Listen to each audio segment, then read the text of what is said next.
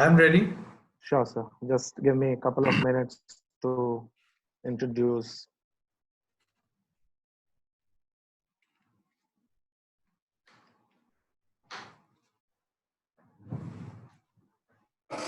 Good evening, friends.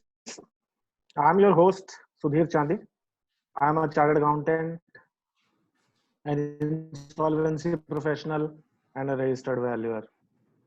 I represent Resurgent Group, which is a fairly diversified in the field of financial advisory. We are into M&A, fundraising, valuations, TEV studies, credit monitoring, insolvency, and many other things. We provide services to government clients. So friends, this is the background of Resurgent, which has brought you this session. Friends, life is very easy when we are living in a routine life. Things are very smooth, morning to evening, everything is set. We know what to do. But when there is a problem or disruption in our routine life, some major challenges I'm talking about, then our future depends how we respond to it. That is very critical. Friends, we are living in a times when, in the past 2 decades, we have seen lot many changes, and the number of changes and the quantum and the frequency is such a huge, that, we have not seen them in the last 2 centuries. So these last 2 decades have been very active in terms of changes that we have seen. World have become small. That is why we are impacted by each and everything that happens around the globe. Friends, things are changing so fast that we have barely any time to steady ourselves. What I feel is, in every disruption, we can have either winners or losers. In corporate world, we have seen so many examples, n number of examples. Friends, Kodak is a classic example. At one time, it was world's biggest film company, but it could not keep up with the digital revolution just for the fear of cannibalizing its strongest product lines, that is the films it made. It held back from developing digital cameras for the mass market just for the fear of eradicating its all important film business.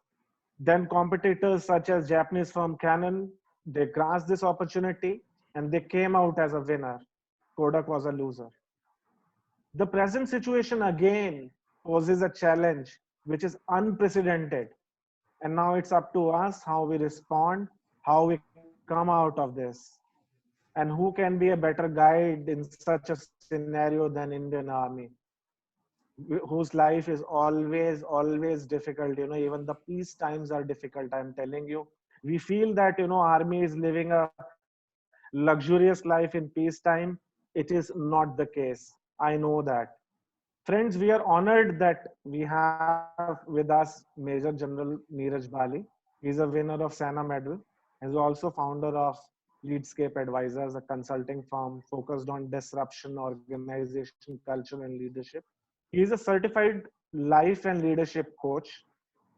He is from Army and he wore the uniform for 41 years and superannuated in 2016. During his career, he served on all the borders multiple times. He commanded a Rashtriya Rifles battalion in JNK in the height of the terrorism time and was awarded the Sena Medal. During his illustrious career, the Defense Services Staff College at Wellington, Army War College at MSW. Then after his retirement, he was a CEO of Pravara Rural Education Society that ran 92 schools and colleges in Maharashtra. And later on, he became the CEO of Rodic Consultants Private Limited. By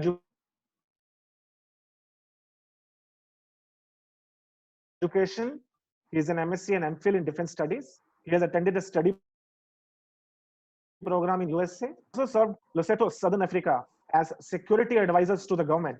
He has also served Loseto Southern Africa as security advisors to the government. and leader of Indian Army training team. Major General Nijar Bali has delivered talks on disruption, organizational culture, competitive intelligence, and leadership on several prestigious forums, including Indian Institute of Management Ahmedabad, XLRI Jamshedpur, Tata Group of Companies, Institute of Chartered Accountants, Strategic Competitive Intelligence Professional Summits in US and Portugal, just to name a few. Friends, today he shall be deliberating on lessons learned from Indian Army in the age of disruption. He shall be covering what causes disruption, what are the things Army does in differently in such situations, and how we can draw parallel in our lives. I hand over the mic to uh, Major General Neeraj Bali. Sir, you are welcome, sir. Thank you very much. I presume I can be heard. I also presume I can be probably seen as a thumbnail because very shortly I'll put up the slides and then, of course, I'll go into the background. You are very much there, sir. Thank you so much. Okay. Thank All you. right. So first of all, my profound thanks to Mr. Sudhir for this kind invitation. In fact, thanks to everyone in Resurgent India. I can see 91 of you and still counting present, which is a wonderful figure. I am also particularly thankful to my ex and very valued colleague, Sagar Gangwal, who actually initiated the whole process by giving me a call. So I'm grateful that I'm here today. Now, before we begin, I do understand that all of us are facing a fair degree of uncertainty, even anxiety about our futures, thanks to this phenomena that has enveloped us, COVID-19 or coronavirus. Now, this is a classic example of what a large-scale disruption can do. And as Sudhir very aptly pointed out, anybody can be good on a good day, but life separates winners from losers by how we behave when the chips are down, when there's difficulty. So all of us are going through that situation.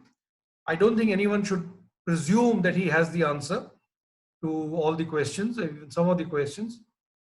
And I'll be the first one to say that even though I will offer you some hopefully useful pieces of advice, but there is no single silver bullet that can fit everybody's life and every business's life. So what we are looking for today is, I'm going to give you a framework based on some solid Army experience of uncertainty and disruption. So that is how we will commence this. Now, I'm going to share the screen, and I do have a presentation, so we'll go there.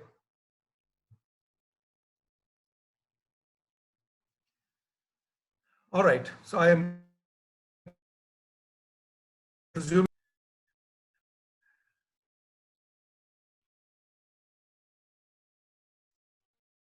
Before I begin, just before I came and as a conversation,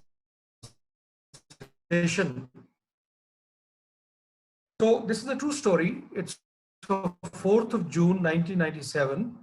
I had just taken over the anti-terrorist battalion in J&K. And we were traveling in vehicles, and I went over a piece of a kacha track. And 10 minutes later, the next vehicle that was following me was blown up by the surface of the road.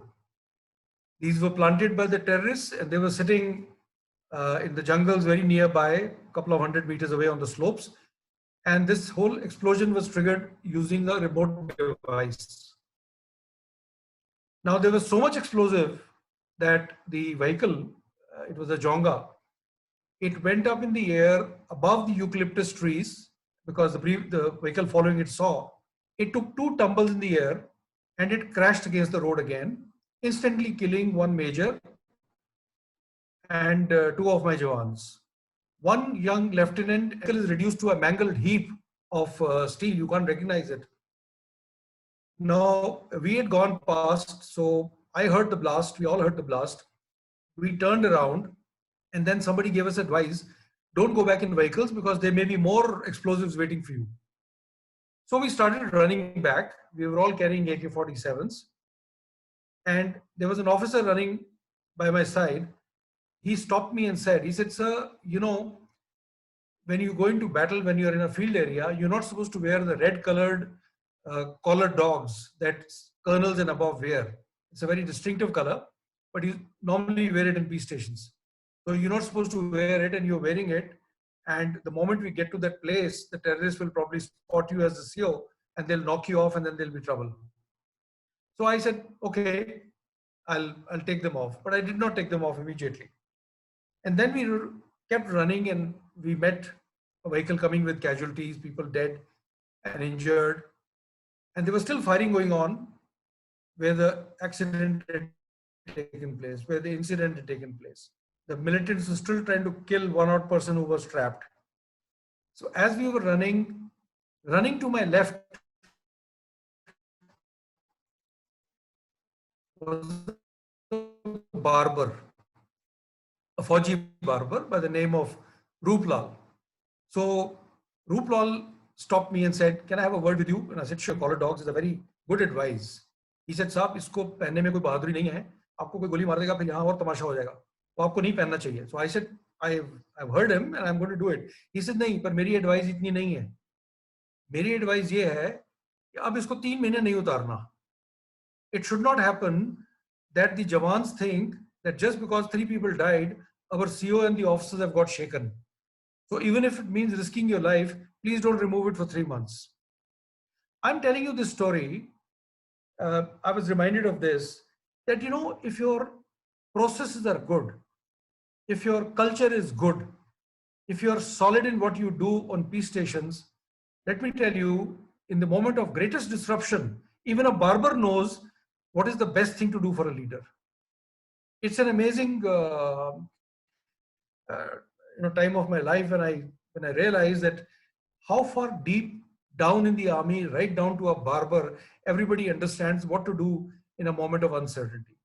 So, well, as a matter of mark of respect to Rooplal, I didn't take off those collar dogs for 3.5 years because I said it's worth taking a chance. But that's another story. So with this, we're going to move forward, not just about disruption caused by COVID, but believe me, as Sudhir just brought out beforehand, that this disruption is an ongoing process. You'll face more challenges in life. Therefore, what is our agenda today? I'm going to first talk very briefly about the fog of war to give you an idea why an army officer is qualified to speak on the subject. Then there is a fascinating section on what really causes disruption in our lives. And finally, of course, we'll come to the crux, and I'll compare 7 activities that the army does and try to bring out at least 7 lessons for everyone sitting here. Now, I'm sure many of you have heard the terminology, the expression fog of war. What it implies is that when the war begins, there is nothing but uncertainty. As a matter of fact, even before the war begins, there is nothing but uncertainty. Here is an example. I want you to see the slide, the pictures starting with top left corner. This is the story of the raid that killed Osama bin Laden. The top left picture shows troops of US Army elite Navy SEALs entering a helicopter. Now, this picture is not from that operation. It's a representative picture. But it just tells you the kind of uncertainty with which army men must live on a daily basis. They are in a foreign country, in Afghanistan.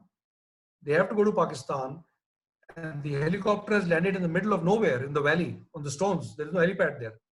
And yet they have to carry out an operation and come back. The picture on the right is a true picture after the operation, because one of the helicopters which went for the raid crashed.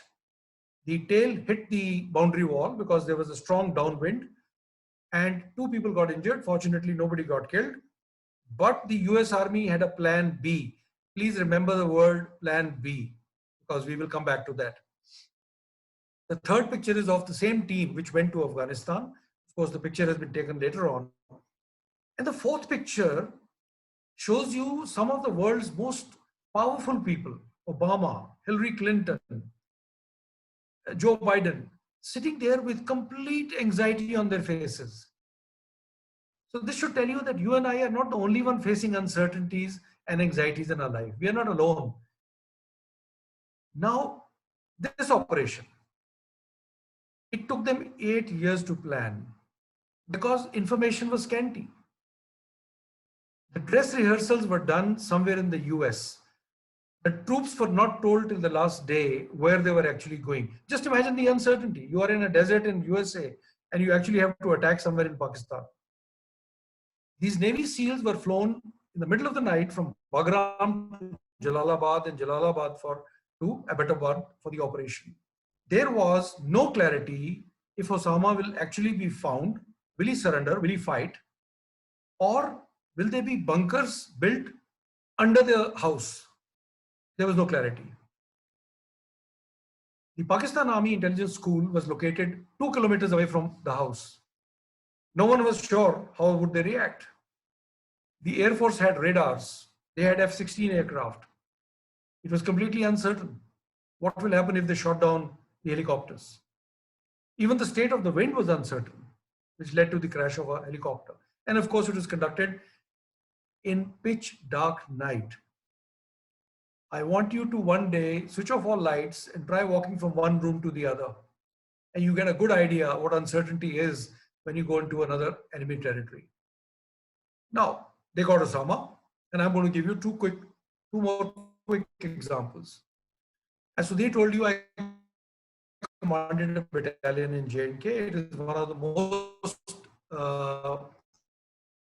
wonderful, rewarding experiences of my life. But believe me, every time you went into a jungle at night, and every time you went into a crowded village at night, where you knew there were terrorists, Afghans, Pakistanis, Kashmiris, you couldn't see much. You surrounded the place, but then nobody could really see anything very much. When the first shot was fired, and you have to listen to an AK-47 firing next to you to realize how scary it is. When the first shot is fired, you're not sure whether it is the terrorist firing at you or you firing at the terrorists. And then on the radio set, you pick up a message which says, somebody's been shot. You don't know who it is. In all this chaos, the role of army officers and leaders is to make sense out of chaos. That is your own talk. To make sense out of this chaos. Because in a drawing room, we can all be very good. Trying to take our own bunkers back, own posts back.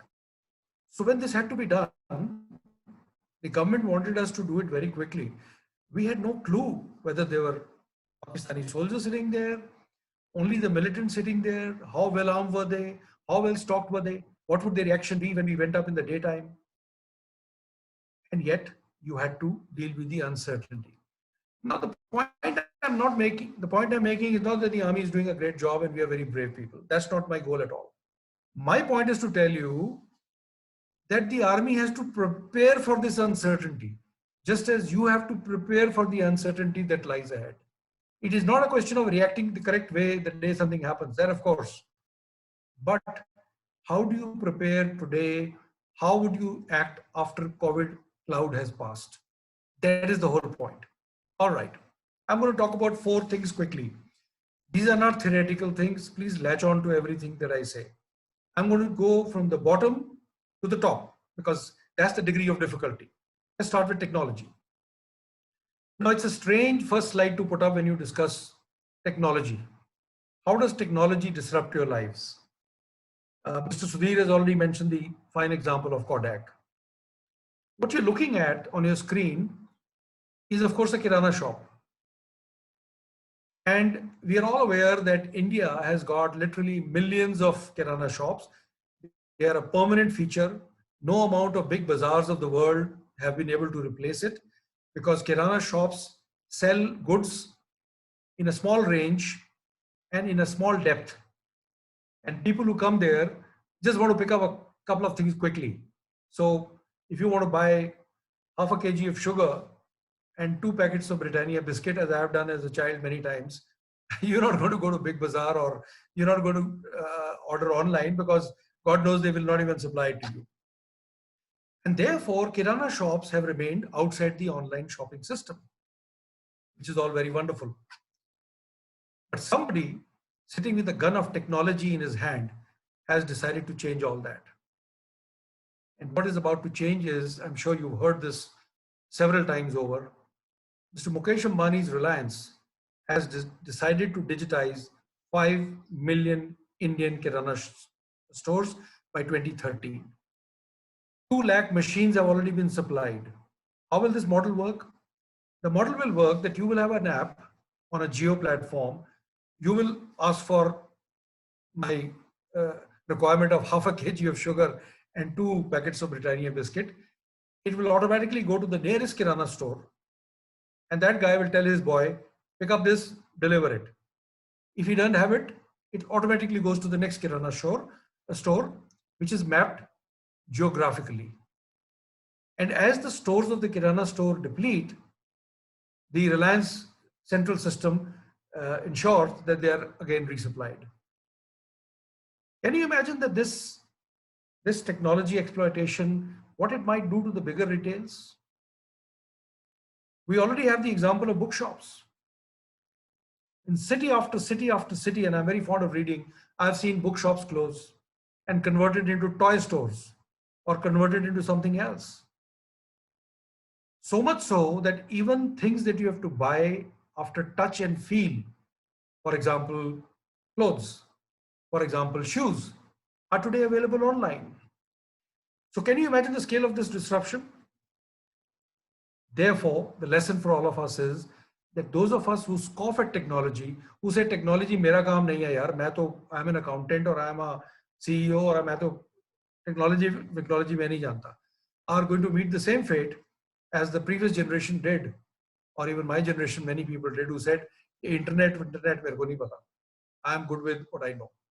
So this is the first. Now, please remember that new technology is like a wave. And I notice many people sit on the beach and they curse the waves. They say, "Pata nahi kahan se aa gayi ye wave." Now you see, you can moan as much as you like, but you can't roll back the wave. You better live with the wave. And therefore, I would say, just as internet was a game changer, to all of you sitting there, my solitary piece of advice out of these 2 slides is, look at AI. Please closely look at AI, look at Internet of Things, because that is going to be a wave far greater. It's already here, actually. It's already here. I was in New York last year, and I went to an Amazon store which has got no employees at all. It's called Amazon Go. You scan your credit card, you enter, you go inside, you pick up a store, any item. The shelf itself acts as a weighing scale. It also sends a message that which store is getting now has to be replenished. And you just pick it up and you come out and it's charged from your credit card. So please look at these things. The second thing I'm going to talk about is accelerating change. In 1970, a guy called Alvin Toffler wrote a fantastic book. And those of you who haven't read it, I recommend read it. It's called Future Shock. The central argument of the book was not that change hurts us. Change doesn't hurt us. Change took place in my grandfather's time. It took place in my time and your time and our children's time. What we have to worry about in terms of disruption is that change is accelerating. What used to take 100 years to change began to change in 20 years, and then began to change in 5 years. And sometime it began to change in 1 year. I'm going to give you some examples from our lives in India. So therefore, anybody who doesn't keep up with this change is going to go into what Alvin Toffler called the future shock, because he'll see it's a new world. All right. 40 years ago, what was our social media? And how did we entertain ourselves? I've drawn a little line here. I've started from 1900. 1927 is the year when my dad was born. He's now 92. 1958 was the year I was born. And 2020, of course, is the year we are all talking to each other. For the first 70 years of this, our sole electronic entertainment was radio in its various forms. Big radio with tubes, then smaller radio, then miniature transistors and so on, but radio. 70 years, mankind did not shift from a radio. And then came the black and white television to the lucky few at the end of 70s. And then it took just 10 years. In 1982 with Asian Games, we had a color TV. And look at what has happened since then. Look at what has happened even in the last 10 years. Technologies have come, gone, disappeared, new worlds have been created. What happened to the VCPs, VCRs, cassette recorders, spool cassette players? What happened to all of them? And how did we communicate to each other? Pretty much for the first 70 years, only social media was go to the neighbor's house and talk to him or meet him in the street corner. That is the social media. Then some of us, after waiting for 10 years, would get a local phone.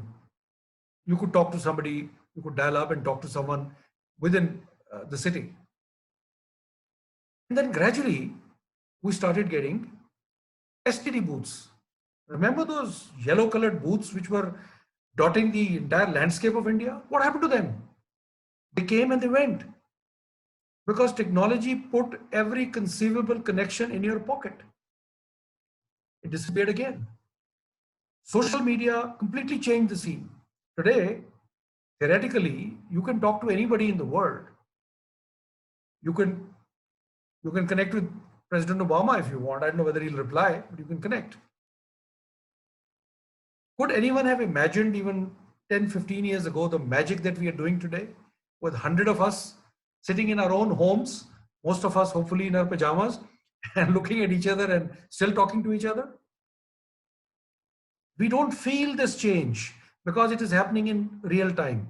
But let me tell you, the moment you stop keeping up with this change, you're going to perish. The day you say, I don't want to learn about Zoom, you're in trouble. All right. Very quickly, look at the list of the platforms that we've had. And I've also put the number of years. What happened to ICQ, Yahoo Messenger, blah, blah, blah? Facebook came to us only 16 years ago. Can you imagine this? An Android phone came only 12 years ago. Today it has become part of your body. If you leave the Android phone home and step out, you will feel as if you're in ICU. And WhatsApp, which has become the sole means of intellectual nourishment for many people, something that I'm going to talk against, is 11 years old. That's all. And Google Plus has already come and gone. So that's the kind of pace of change. And we don't know what's going to come next. Here's the last interesting question. When you went to an unknown place, you went to another town or even within your town, and you wanted to know your directions, how did you ask? Obviously, you asked a stranger. And the stranger told you, based on his assessment of the direction, distance, and his own perception. Usually he confused you. He said, Nazdiki hai, when he meant 2 kilometers dur hai. All right. That's all that you could do. And then in 2005, something called Google Maps came. Without your noticing, in one stroke, they removed all your conversation with strangers to look for directions. Today, you got a little thing in your pocket which tells you which is the best route, where are the toll roads, where is the traffic, how you can bypass it, and even talks to you if you want. And how did you decide which movie to see? You again asked a friend, and the friend told you based on his or her liking, and there was a caveat. The movie had to be in the theater. That's the only way you could see it. Today, just 4 years ago, in India, we got Netflix. Not only Today you are spoiled for choice as far as movies are concerned, entertainment is concerned. Not only that, you don't have to go to a friend, because after you watch one or two movies on Netflix algorithm reads your mind while you are watching the movie, and that tells you what is the next recommendation for you. And I'm only talking about one platform. There is Amazon Prime, there is Hotstar, there is Airtel Movies, there is Z, God knows how many things. Everybody is reading your mind. That is the kind of change we are in. The third thing I'm going to talk about is a little bit of my pet subject, and it is actually, again, not from a book. The third thing that causes disruption in your life and my life is when a weak player fights with a strong player, and if the weak player follows the same tactics, same strategy as the strong player, the weak will lose. But if the weak player decides to follow a different set of tactics, a different yardstick, which the strong player isn't aware or can't adjust to, chances are he will make life miserable for the strong player. And that is how the probability of the win will go. Now, to explain this, I'll give you quick examples. Why do you think it is so hard for the army to kill all the terrorists? This question is often asked. अरे फौज तो इतनी तगड़ी है, इतने लोग हैं, आप मारते क्यों नहीं? You know why? Because the terrorist is playing by a different game, a different set of rules. He's not wearing a uniform like we are. He's not identifiable. He's not traveling in a Fauji vehicle like we are. He's not living in a cantonment. He's not living in a camp. He's mixing with the civilians. He doesn't have to follow the law. That is how he has disrupted our lives. That's exactly how a startup can disrupt your life. All these boutique firms that pop up every now and then and claim to have a great insight into a particular niche of finance can make life difficult for you unless you are adaptable, unless you predict well. And then at the global level, see what happened after globalization.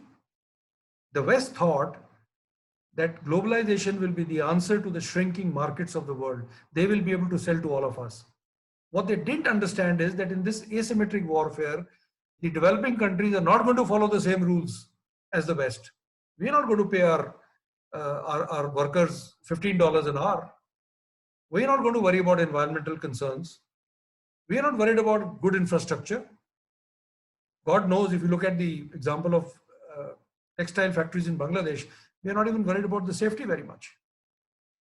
So we are only focused on cutting the cost down. And that competitive cost has driven the entire capital out of the US into other countries. And some would argue that's the reason President Trump has been put in White House. That is how disruptive it is. Please watch out for the weak player in your own lives. Last, the Black Swan event. You know, for centuries, human beings believed that the only swan that existed was white in color. Then a bunch of Europeans went to Western Australia. In 1697, they came across a black swan and they were astonished. Biologists all over the world were astonished. And because it was an unprecedented event, it was called, all unprecedented events came to be called as the Black Swan event. COVID-19 is a prime example of a Black Swan event. What is a Black Swan event? It's an event which is unprecedented. It happens once in a while and it has a very large impact, not necessarily a bad impact. Internet is a Black Swan event. In your personal life, if you win a lottery, and I hope some of you do, it's going to be a Black Swan event with very happy consequences. But so is tsunami, Black Swan. So was the attack on 9/11. So was the subprime lending crisis in 2008, which burst the housing bubble in the US and sent shockwaves right up to India. The only point I want to make, which I differ with many of the people who think about these things, people feel, if it's a Black Swan event, how can I predict it? What can I do? It has just landed in my lap. I'm afraid that's not the case. When COVID-19 started, It was surely a black swan event in that animal market of Wuhan. It was even a black swan event for Wuhan in China. But by predicting correctly, by taking action in time, by making good plans, many countries were able to make sure that the problem did not expand. So black swan events can be tackled. And it can be argued that many countries have woken up too late, and that is why we are paying their price. Who says that the subprime lending crisis of 2008 could not have been predicted? Even our RBI governor, ex-governor, Raghuram Rajan has written about it. He spoke about it at that time, that this is a bubble which is about to burst. Who says that the 9/11 could not have been predicted? The fact is there was all the data in the world with CIA and FBI, but there was no system to sift through it. So the weakness is in our preparation, and that is what the army understands. It is the preparation which is going to make you a winner. So I've talked about the predictability. Let's come to those 7 lessons. A very broad framework, but I would request you to think about these when you go back, when you sit down in the evening or tomorrow morning, and try and translate that into your own lives. Here is the first lesson. To reduce uncertainty and the effect of disruptiveness, what does the army do most? It does reconnaissance and it does surveillance. It does reconnaissance and surveillance around the clock, all days, 24/7, 365 days in peacetime on the borders.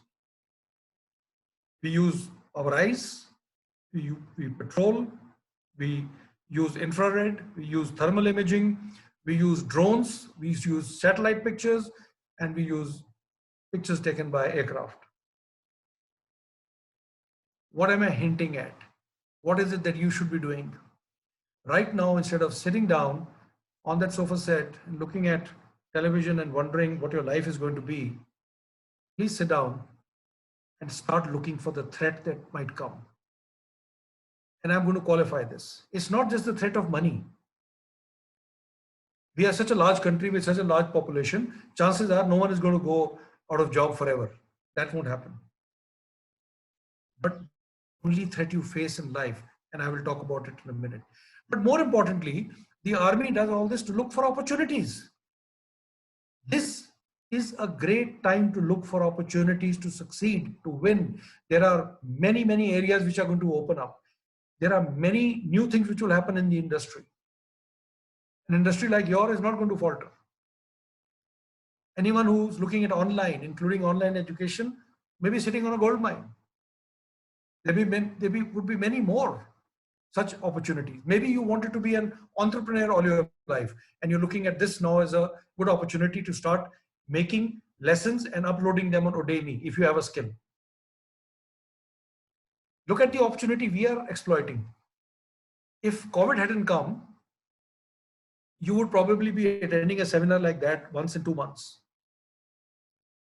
But because your company has decided that this is also an opportunity, you are getting dose of wisdom almost every day. But most important, when you do this, please check your sources. The army cannot use the maps of Rajasthan and navigate in the jungles of Arunachal Pradesh, which is precisely what most of us are doing today. We are only milking WhatsApp for knowledge, WhatsApp for understanding. I recommend stop. There is so much of drama and so much of trash that floats up and down. Check your sources. Who is it that you should be believing at this point of time? Should you be believing Bill Gates of the world, Raghuram Rajans of this world, or should you be believing some strange guy who writes something fancy on the WhatsApp? So therefore, after we finish with this webinar, please review consciously the sources of your information. Should you be listening to BBC? Should you be listening to Al Jazeera? Should you be reading some good papers online, Hindu, Indian Express? Or should you be going to Republic TV because, it sounds very dramatic? No, I'm not against Republic TV or anything. I'm just giving you my personal opinion. If you don't get the maps right, you're going to navigate poorly after COVID is over. Have you seen how many opinions are floating around? This is going to get over on the 3rd. This will get over in September. It will never get over. We'll be extinct, blah, blah. But there is some solid information being also put out there, whether by WHO, by our own government, by reliable sources. Look at that. And please look for opportunities based on that information. Secondly, great time to look at your enemy. Who's your enemy? Your enemy is some of the bad habits which you might have accumulated over the years. You know, when disruption happens, you want 100% of you to be present, not the unhealthy you, the impoverished you, or somebody whose relationships are rocking, and somebody who never uses his time well. Look at those 4 things: health, money, relationship, time. And this is the time to treat your bad habits as enemies, just as the army looks for enemies and threats. When you look for opportunities, please discuss with the well-informed. In the last 45 days, I have benefited so much because I was setting up this consultancy. I benefited so much because I've used something called crowdsourcing so well. I realized I have so many friends. Many of them are very knowledgeable. Why don't I talk to them and say, this is the opportunity I'm thinking about. What do you think? It's free advice. Which brings us to the second lesson. Make actionable plans. Please remember the word I have underlined. The army makes only actionable plans, not hazy plans, not fuzzy plans, not यार ऐसा करना पाकिस्तानियों को 6-7 बजे तक हरा देना. That's not a plan. Okay? Therefore, a plan is not a dream or a worry. And I'll talk about the worry in a minute. I have a very valuable lesson about worrying. A plan is something which is developed out of a good perspective. And I've already talked about talking to good friends, having good sources, and then thinking. You have a choice between thinking positively and negatively. Think more positively than negatively. Right? Develop a perspective. Remember, you can't make a plan unless you commit yourself to a timeline, you commit yourself to a goal, and you're willing to pay the price.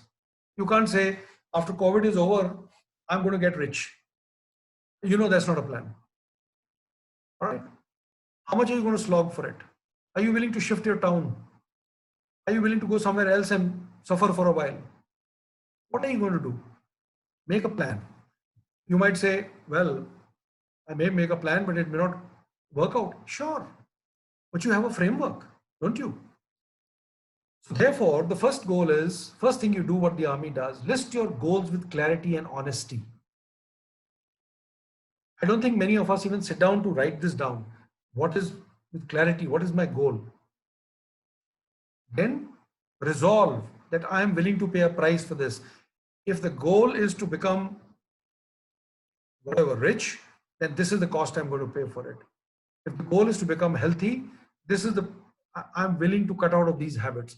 If the goal is to improve a relationship, I am going to suppress my ego, and this is what I will completely forgive and forget. And then break down that thing into smaller actions. All right. What is it that you're going to do today? What is it that you do tomorrow? Those steps are important. And I'll come back to that, why those steps are important. And then, of course, please review it. I would recommend put it on your Google Calendar or your Outlook calendar on the first of every month, or first Sunday of every month, or first Saturday of every month, and put it on a repeat and say, 9 o'clock in the morning, after I've had a happy breakfast, I'm going to sit down and review my plans. Are they going as per what I thought last month, or do I need to review it? The last point, worry. I'm sure all of you are weighed down with worry, so am I. Worrying is human. Please remember something. All worrying is not bad. A worry that drives you to take action is a great worry. The student who's worried about his exam is doing the right thing. The question that you have to ask yourself when you worry is, when you lie down at night and it suddenly strikes you, ये job मेरा बचेगा कि नहीं बचेगा? The question to ask yourself is this useful? Is it useful to worry like this? If it is not useful, throw it out of the window. If it is useful, take action. Believe me, having lived through a lot of worries in my life, a lot of pressure situations in the army, I know this works.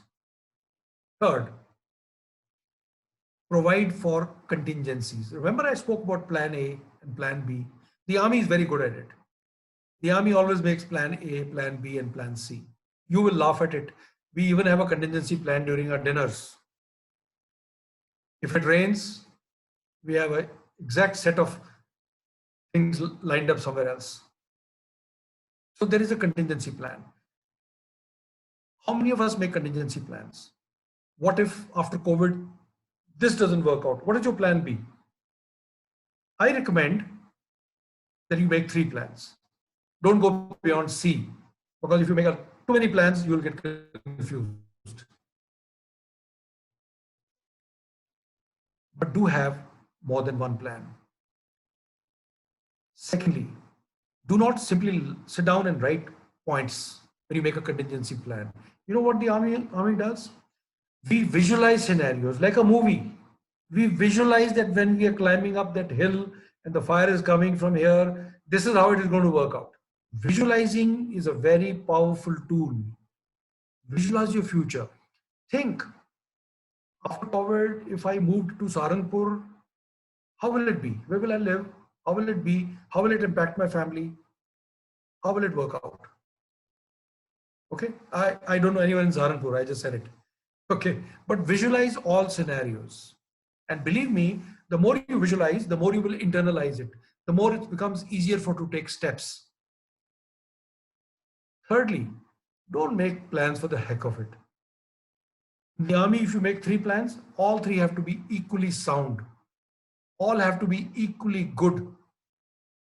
Otherwise, they're not contingencies. They're just paper exercises. 4, motivation. Now, of course, you have to keep yourself motivated. That goes without saying. But what I'm talking about here is keeping others around you motivated. As the head of a family, even a small family, even a 2-member family, remember you are also a leader. The job of keeping the family motivated is yours. If you're a manager, then certainly the job of keeping your team motivated is yours. How are you going to do this in these difficult times? I'm not going to talk about work from home and working from remote and how do you keep motivated. I'm talking about motivation in all circumstances. Here's my first and the most valuable advice I can give you on motivation. You know, when we deal with people, whether we deal with our family members or we deal with our teams or anybody, one of the main problems we face is how do we deal with their mistakes? Anyone can applaud a good job. Okay. The problem is, how do you deal with a mistake? Should you just to keep the morale up? Should you stay silent? Should you bullshit the man? Should you throw him out? What should you do? So here is my silver bullet answer. There are 3 types of mistakes. First is the mistake of judgment. You're the manager. Your junior took a call because you were not present. He couldn't talk to you. He decided that was a good idea. When you came back, you realized it was not a good idea. All such errors should be forgiven. That is what we do in the army. If you don't do that, you will end up producing rabbits when actually you need tigers. Let me tell you a small thing. Do you recall there was a time when an officer by the name of Major Gogoi tied up a Kashmiri in front of his jeep, and because people were throwing stones and he had to save a bunch of CRPF people. So he tied that Kashmiri in front of his jeep and he drove in, and without firing a shot, he was able to take everybody out.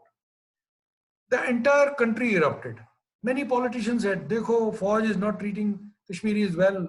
Ye koi tarika hai, it's human shield." Okay. Many television channels went to town with it. Now, I'm not going to discuss the merits of the case because neither you nor I have faced a mob which is about to kill us. So we don't know how we will react. The fact is the officer was able to rescue everyone without firing a shot. Forget that also. What did the army chief do? A court of inquiry was ordered. And then after a week, the army chief visited Srinagar. And after he visited Srinagar, he gave the officer a medal. He gave him a commendation.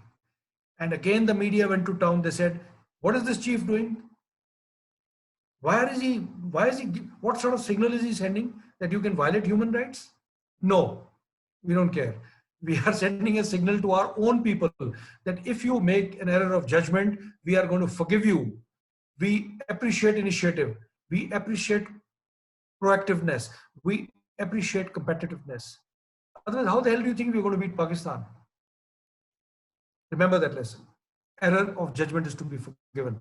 I always laugh and give this example, that if a salesman comes to your house and you're not at home and you have a maid servant and she thinks he must be a friend, so she makes him sit, gives him a cup of tea, gives him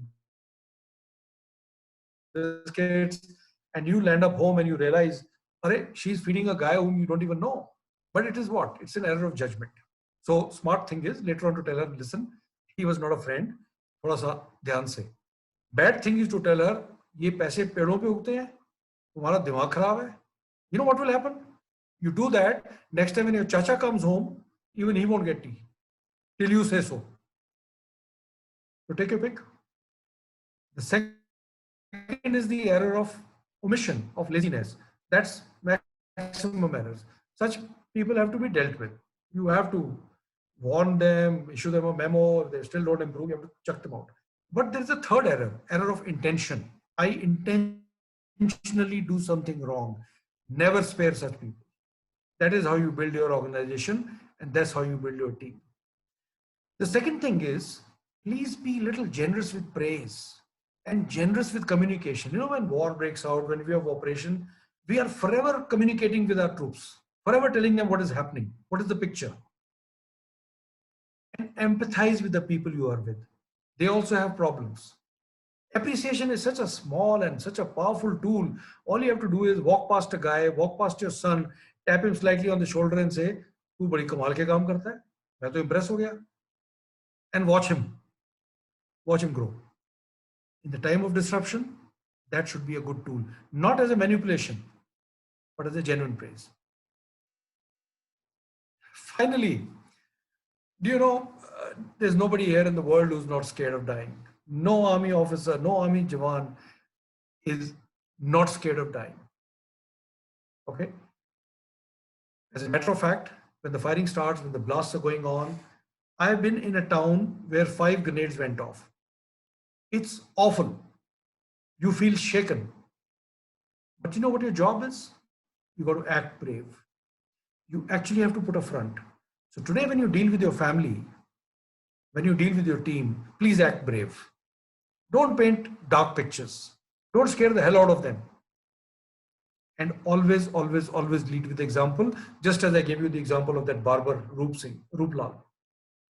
When you act brave, your body starts listening to your mind and it starts behaving brave. This is a secret which most army people know. Pretend, act brave. Fifth, embrace risk. Risk, what is risk for business? I've been in business now for 4 years in the corporate. Risk is loss of reputation, loss of bottom line, loss of top line, some hurt to the cash flow, loss of brand, litigation, HR, attrition, things like that. These are the risks basically. What is the risk in the army? Loss of limb, loss of life, loss of country. It's that serious. But the army also realizes something. If you want to win, you have to learn to embrace risk. You have to learn to take risk. How do you take risk? The first thing you should do is have solid habits, what we call process in the office and habit at home. Because much of what we do in the army is driven totally by process. When the firing starts, we all know what is to be done. If the CO gets shot, we know what is the next step to be taken. The next guy will just step into these shoes. So in the time of disruption, please understand this. If you're not process driven as a company, if you're not habit driven as an individual, chances are you'll take a knock. It's a good time now. It's a good time to relook at all of that. Take complete responsibility. In the army, let's say if you're a CO sitting in Srinagar and your vehicle goes to Jammu and has an accident, do you know who's held responsible? The CO. He was not there, but he takes responsibility. It's a norm, it's a tradition. The CO will get up and say, sir, the accident happened, I'm responsible. Nothing happens, nobody hangs you. But you know what happens? When you take responsibility, your team starts believing in you. They start following you. They start feel protected. And when they feel protected and your team is strong, you can take risks. Then you can take a panga. Third, build an ecosystem. Have you built a system close enough in your family, in your branch, in your team, in your vertical, that people will support each other on a bad day? If the answer is yes, I congratulate you. If the answer is an unqualified yes, I think you need some work to do. I'm going to tell you a little story, how you build an ecosystem. You know, the picture on the left is of Captain Vikram Batra. In Kargil, he was told by his CO to attack a very big feature held by Pakistanis. So the CO told him, he said, Vikram, in case you are able to capture the mountain, what secret signal will you give me on the radio set? So Vikram said, I will say, Ye dil mange more. The line became famous after that. Earlier, of course, it was a Pepsi tagline. So Vikram and his team attacked. Some men got shot, killed, some got injured, but they managed to capture the mountain. And Vikram said, Ye dil mange more. When he came down during the day, he was, of course, very tired and they had been through a hell of a lot. So the CO gave him a satellite phone to talk to his girlfriend and talk to his parents. He was not married. And then by afternoon, the CO said, there is a problem. There is another mountain and a lot of firing is coming from there. We are not able to stay here. Can you do one more attack? So Vikram said, sure. They went up the mountain. They were moving from one boulder to the other when Vikram and a JCO saw one Jawan getting shot. He had actually died. But Vikram looked at the JCO and said, I think we should crawl out and drag this guy behind the boulder. He may survive. So the Subedar said, sir, I can see from here he's dead. There's no point and firing is happening. How the hell will we go out? So Vikram said, so are you scared? So the Subedar said, no, I'm not scared. He said, okay, if you're not scared, then we'll both go. But since you're married, I'll go first. You follow me. And Vikram crawled out to try to bring that boy back. And of course, Vikram got shot and died and got a Paramveer Chakra. Now, I'm telling you this story, the story has 50 good lessons. But one lesson is that unless you really bother about your ecosystem, unless you really care for the people who live with you, the people who are in your office, the people who are in your team will never be strong enough to take a risk. And today is a good time for Resurgent India to sort of bond with each other because you're about to face the effects of disruption. So it's a great time to work like a good ecosystem. So to embrace risk, look at which are the problems in your life which have created difficulties earlier. Now, as people who deal with finance, I don't have to tell you that there is a lot of power in compounding. To change those habits, you don't have to change a habit wholesale. You need small wins. Every little win will increase the base. And by compounding, you will change slowly but surely. And when you are changing, focus on the process, not on the goal. Let me give you an example. Your goal can be I want to lose 7 kgs of weight. Chances are it won't work. But if your focus is, I always want to be a healthy guy, I always want to eat healthy. If that becomes your focus, chances are that slowly you'll get sorted out for the rest of your life. And finally, remember that when you begin to change, there will always be a crack. You can promise yourself like crazy that I'm not going to drink for a week, but it might happen tonight.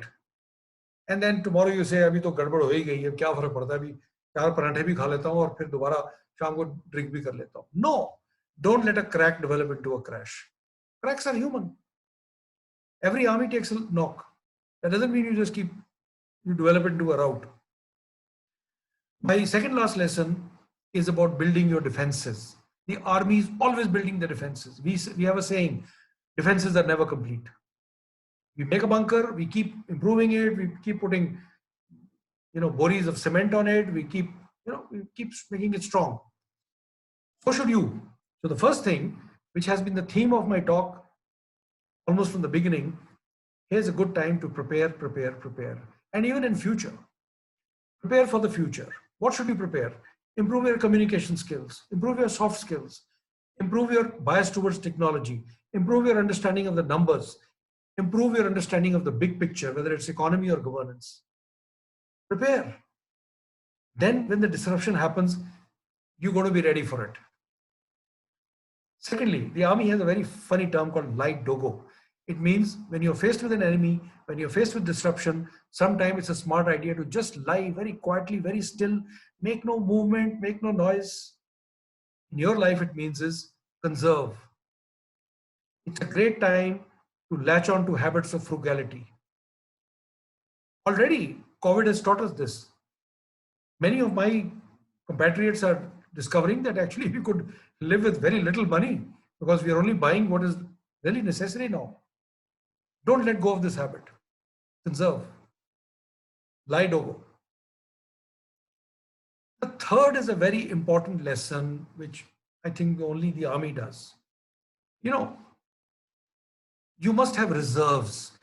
When you have reserves, you are a strong person. Like having a little money in the bank. You have reserve. You feel good. You feel strong, isn't it? But you need reserves, not just in money, but in health, which means you are so healthy that if a little thing happens, you even get a little infection, you get a virus, you will still survive. Relationship. If your relationships are solid, then it will weather the storms together. And if you have reserves of time, as you've discovered in the office, if you're given a job which you have to do by 5 o'clock tomorrow and you finish it at 12 o'clock, 5 hours before, you have reserve, you can really produce quality work and there's no flap. But how does the army do it? I want you to see this map. On top is the enemy. Each enemy unit is attacked by 3 times the strength. Remember that, 3:1. So Alpha, Bravo and Charlie companies are to attack the enemy. But look how they are disposed. Alpha and Bravo will attack, Charlie will be in reserve. And what happens if Alpha company attacks and gets a lot of losses, a lot of people die? You know what the commander will do? It will pull Alpha back as reserve and push Charlie into the battlefield.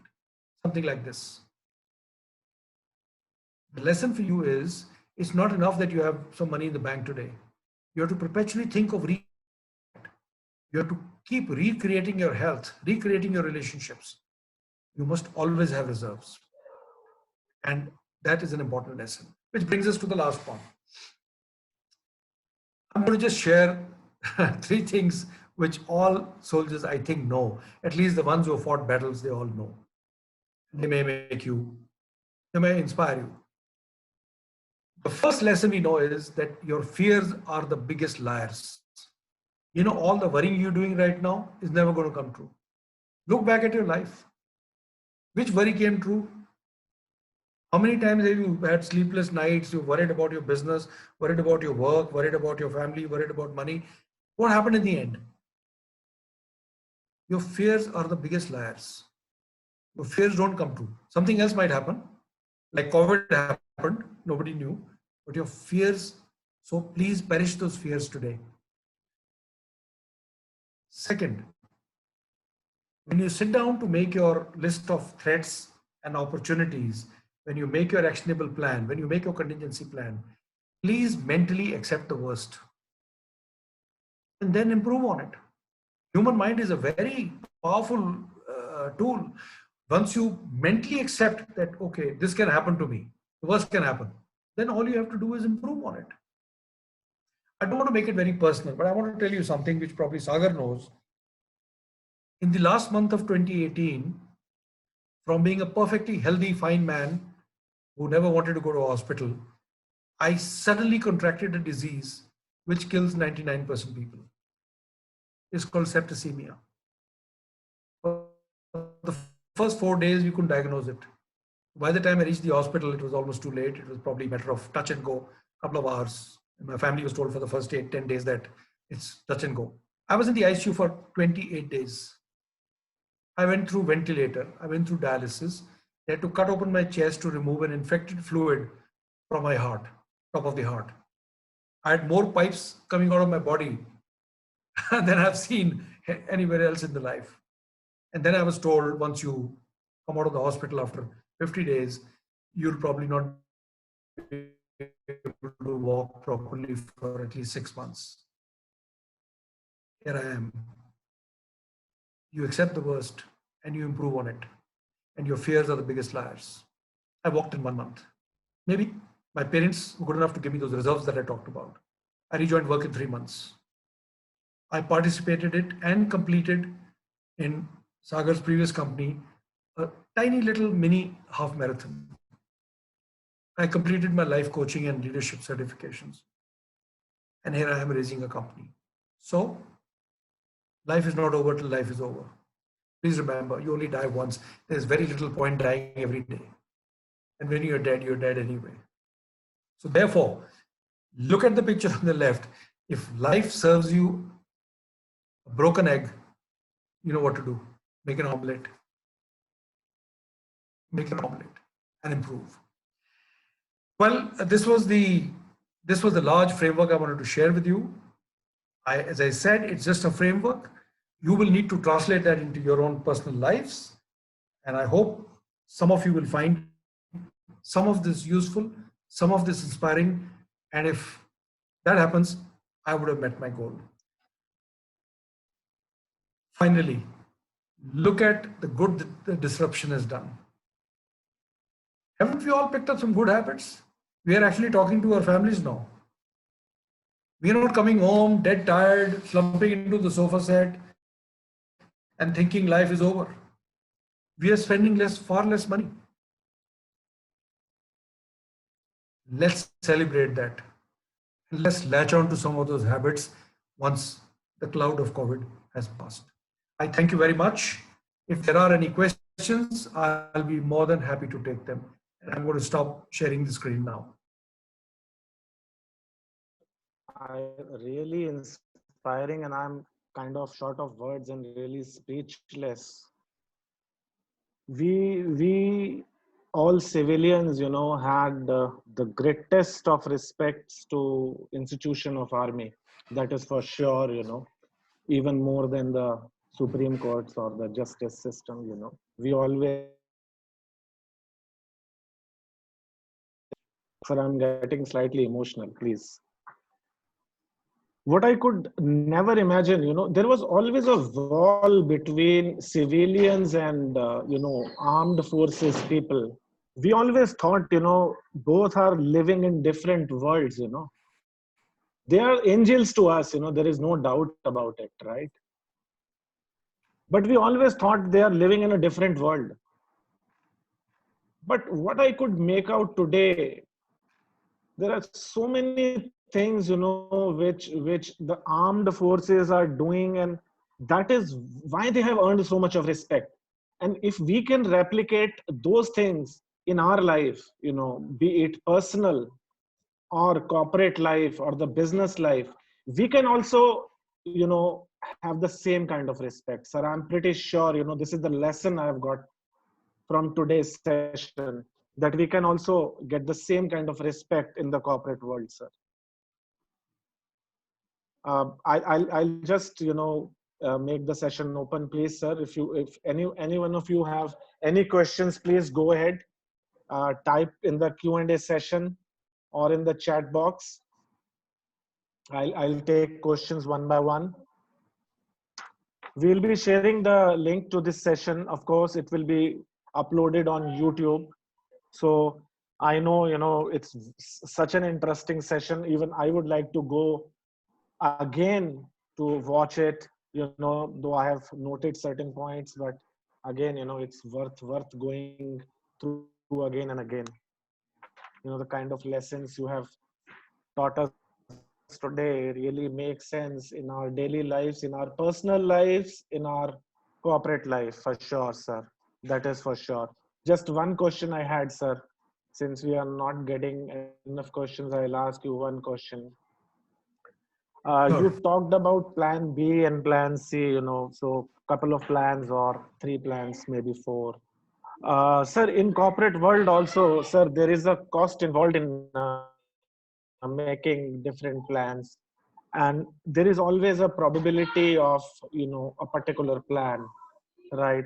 So I mean, the number of plans that we make, what it is to do with the probability of plan A success or the cost involved in plan B, or for that matter, plan C, sir?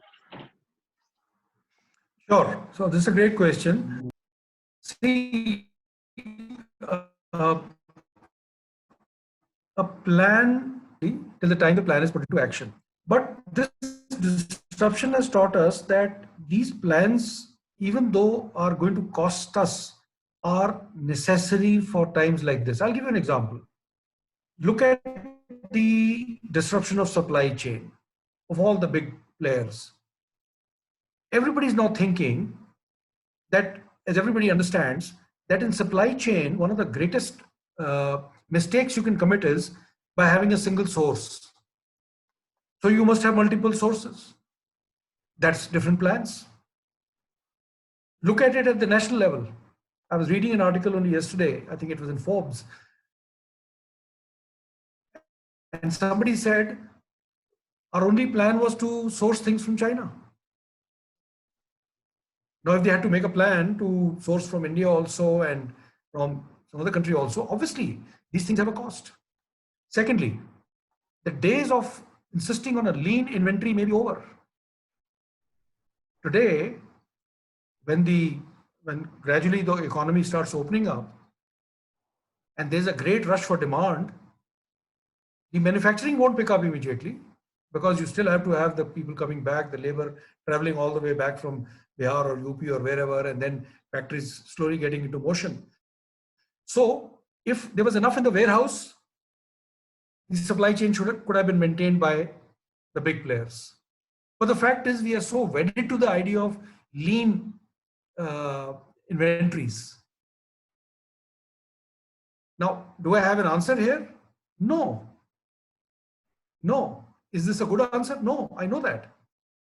But the fact of the matter is that if you don't have a plan B, then you're going to crash anyway, whatever be the cost. But I feel that if you have a plan B and a plan C, chances are that it won't really cost you all that much. It may cost you if you're investing in certain infrastructure. Let's say, as in business continuity, if you ended up having more than one server to save all your data, obviously it costs you money. But making a plan itself will not cost you more money. It is the implementation of it. But what is the option? What really is the option? What if we have a problem like that again? That's how it is. Sure, sir. Thank you, sir. So Mr. Bhupesh Bhardwaj is asking, how should we evaluate risk? I understand life is the only risk not worth considering. So I think he got your last lesson correctly.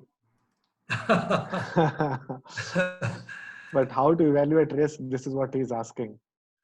But if you can, see, that's a very, very hard question. It's a good question, but very hard question to answer, because it's, it is eventually going to depend on the character and the propensity of the leadership that exists. But I would say, given a choice between very safe and blind risk, I would rule out both the options. See, the risk that army takes, they are not foolish risks. We don't go with our closed eyes. They're calculated risks. So what does calculated risk mean? Calculated risk means if I go wrong, the entire system will not crash. If I merge, I take another company under my wings, my entire system will not crash just because that company turns out to be rotten. You have to make that evaluation. Will this cost me critically if this risk goes badly? That's all you can do. Sure, sir. So there is one very basic question somebody has asked. I'm not saying it's a basic question, but basic to, I guess, human nature. So he's asking, how does armed forces manage inflated egos? The biggest challenge today is the corporate world is to manage your immediate supervisor's ego. So can you help with certain examples or some incident maybe? Let me give you the biggest assurance in the world. Egos are not less inflated in the armed forces. We are human beings. Yes. Egos. Sure, sir. But what probably tempers down that ego a little bit is because in the army, especially in the infantry, which I served in, you are supposed to be with your troops, behave like them, fight like them. That itself brings you down. That itself tells you that you are not, that you need to be respected for who you are, not your rank. The greatest trouble, both in the armed forces as in the corporate sector, is that we are so hierarchy bound that we confuse our ranks and our positions for the reason why people like us, which is not. Now, this is a very large question. Whoever has asked this question, I recommend to you to read a book called A New Earth. I will repeat that, A New Earth by Eckhart Tolle. It is probably the best reading you can do in understanding your own ego and realizing how to deal with people who have egos. The reason it's so hard to deal with a supervisor or a general who's got an ego is because your own ego is also coming into the play. How dare he tell me this? What does he think of himself? Bhupesh Bhardwaj has asked me, what is the name of the author of The Future Shock? It's Alvin Toffler. Alvin Toffler. Sure, sir. It's even available. Free PDF is available, by the way, online. Yeah. Since you have mentioned the name of a book, Mr. Ashwin Gupta is also asking, sir, can you recommend some good book for civilians on the culture of army, which civilians can use in their personal and professional lives? There is one more part of the question, so I'll just complete that. Yeah. So there is one term used in army SSBs, officers like qualities. How can we try to develop these qualities, sir? See, both the questions are related to army's culture. Right. Let me dwell on this culture business for 30 seconds. Every organization, every company, every family, every club has a culture. You may not have thought about it, you may not have envisioned it, but you develop a culture. If culture is what works for people, if I think working in a company that to succeed, I need to step on other people, or unless I cut somebody's throat, I'm not going to succeed, that'll become the culture. And if the top leadership instills a culture where people cooperate with each other, then they will cooperate with each other. There are companies where you find gossip is the culture, is part of the culture, not the only culture, but part of the culture. It's a very large question. It is a question I have pored over and written about and talked about for a very long time. It takes a long time to sort out this culture part. officer-like qualities is part of that culture. There is a set understanding of what an officer is supposed to do. An officer is supposed to dress in a certain way. He's supposed to talk in a certain way. When an officer goes out in a Fauji gadi into, say, into the town, his first response always is to the driver, "तूने खाना खाया? नहीं खाया तो पहले तू खाना खाएगा." Okay? An officer always respects seniority. Not slavishly, but always respects seniority. There is a motto written in the Indian Military Academy, which you can Google and read. It's called the Chetwode motto, Chetwode. It says, the safety and welfare of your nation comes first, always and every time. The safety, welfare and interest of the men you command comes next. Your own safety and welfare comes last. Every single time. These are not just slogans. I give you an example. I apologize, the example is personal, but the idea is not to tell you what a great guy I am. You know, in 1998, the BBC made a film on my unit. They stayed with me for a month. They wanted to do a live operation, and BBC does not want anything false. They are not interested in a drama. So they said, "Jab operation hoga, then we will film it." And a month passed, and nothing happened. And then one day we got information that there are terrorists in a village. So we all got ready to go. Now these BBC guys who were British were very, very well trained. They had worked in Afghanistan, they had worked in Croatia, they were heavily insured, they had bulletproof jackets, they had helmets, the works. Just when we were about to leave for the operation, the producer of the film, Phil Reese, came to me and said, "Colonel, why aren't you wearing a bulletproof jacket?" So I casually told him, "I don't wear one." So he said, "But why don't you wear one? You're going into a firefight." So I said, "I have a personal reason and I don't like to discuss it." So he said, "Look, I'm not recording you. You can give me a reason." This is back in 1998. That was the time when all army jawans did not have bulletproof jackets. Many had, 40-50% had, everybody didn't have. So I said, "Look, all troops do not have bulletproof jackets. Until all troops have bulletproof jackets, no officer of the Indian Army who goes into operation is going to wear one. We are not going to protect ourselves more than the troops we command. Because that is the officer-like quality I've learned." And I'm not talking about myself. I said, "Look around. Look at all the officers. Nobody's wearing one. They won't." Okay. So this is a very large subject, officer-like qualities. Okay. Now, nobody has to copy the army. Let me tell you, replicating the army is not a great idea. But some of these great things you can learn and definitely imbibe. Now, I don't want to do self-promotion. I've been contracted by Juggernaut to write a book on Army's organizational culture. It's purely story-based. And by the time it gets out in about 6 to 8 months' time, if you want, I promise to come back and give you another talk based on that book. That will be my contribution. We'll be delighted to have you. We'll be delighted to have you, sir. Yeah. So I'll just take a couple of more questions. One is a very personal question somebody has asked, kind of personal. How do you make your own plans, when they disrupt other family members' plan or create conflict? That's on a family front, somebody is asking. Okay, so maybe I'm definitely not an expert on all subjects, but let me tell you, see, this is where teamwork comes in. This is where that ecosystem comes in.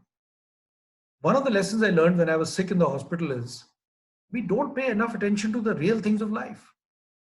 They only strike us when we think we're going to die.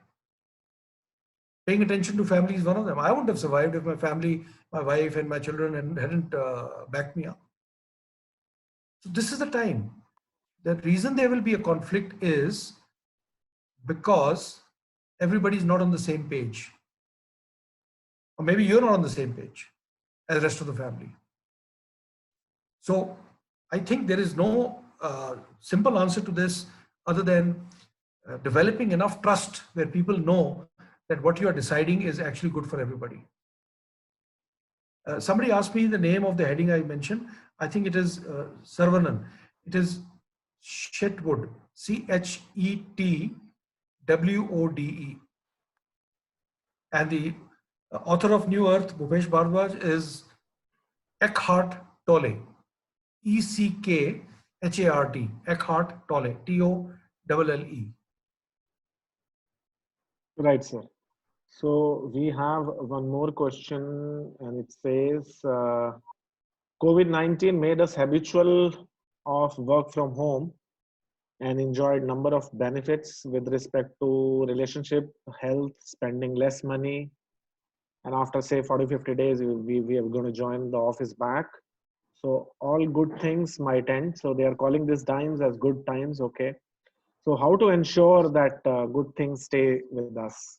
It is whoever asked this question, it is entirely up to you. You shouldn't let go. I think about it every day. I've written a blog post on it a couple of days ago because it is so great. This ability to be yourself and yet be productive, to not spend enough money or unnecessary money. You know, what does it tell you us about human beings? That just because we are buying only essentials, the economy is going to crash. Because we are buying a lot of stuff that really is not required. Right, sir. So I think each person should pour over it and latch on to some good habits which you've developed now. That will be the greatest thing COVID could have given you. बिल्कुल सही बात है sir. वैसे भी I mean it's like you know habits, once we are able to make habit, we should continue with that as far as possible. And if we know it's a good habit, then there is all the more reasons to continue with that. It is more environment friendly, we have seen less pollution, we have seen, and less traffic on the roads. People are themselves, as you rightly said, less cost, more effective, I would say. I have networked with more people in the last few days than I would have done in the last 1 year. Not sure on that, but yes, meeting new people. And obviously, as you said, we could not have even imagined 100 people coming together again and again every day, right? So we are conducting at least 2 webinars every day, right? So we could have not even imagined Resurgent doing this, although we do keep on doing seminars, but they are once or twice a month, right? So now these are happening so frequently. It's really amazing, to talk to people like you, sir. Thank you so much, sir. Thank you. I Thank think you very that's much. The end of today's session. And thank you. Really I just want to say one little thing quickly. On the chat, I was noticing a lot of people have said very nice things. Many people have greeted. Started with Tamanna Gowda, and it has gone right down to Saravanan. There are literally hundreds of them. I want to thank everybody. If I'm not, I obviously couldn't have replied everyone. But thank you very much. I deeply appreciate it. Thank you so much, sir. Thank you. Thank you, Amit, for making it possible. Amit is our unsung hero. Thank you. He's always there at the back to support us. And generally, we forget to thank him. Thank you, Amit. Thank you, sir. Thank you. The entire digital team of Resurgent India. You are making these things possible. I'm really thankful to you. Thank you so much. Thank you. Thank you. Bye-bye. Good night. Good night.